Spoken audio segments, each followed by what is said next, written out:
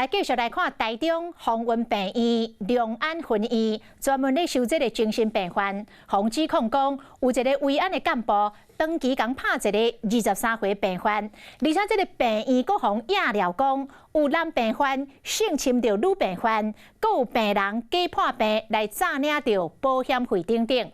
总院长今仔日是亲身出面来驳回，讲这拢是不实的指控。有关慰安的干部拍病患这件代志，愿意向家属来道歉，但是病患的老爸无愿意和解，已经提出告诉。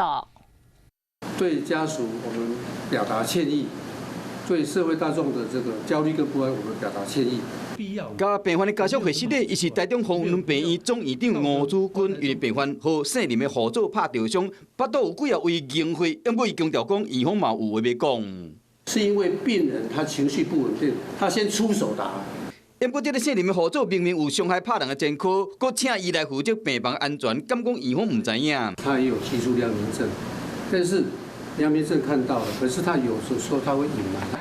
这个合作已经家己辞职，病患的老爸认为讲，因后生防拍几啊摆，院方唔拿调工隐瞒，搁三度监视器的画面，虽然有会失的，因过嘛唔接受。不接受避重就轻的说法。发生事情是在约束之后，他那个保全的组长跑进去捶打他。双方无得和解，就由司法解决。除了病患被拍，病院阁被指控男病患性侵女病患，院方提出地检署不起诉的处分书。那都是以前的事情，为何要在这个时间点再去提这些事情？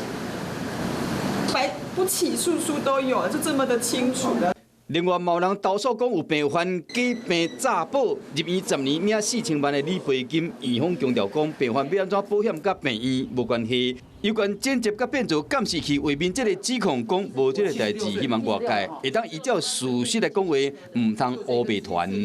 Hello， 我是林明瑞，想要抢先掌握最及时的新闻资讯吗？赶快订阅、按赞、开启小铃铛，锁定我们华视新闻的 YouTube 频道。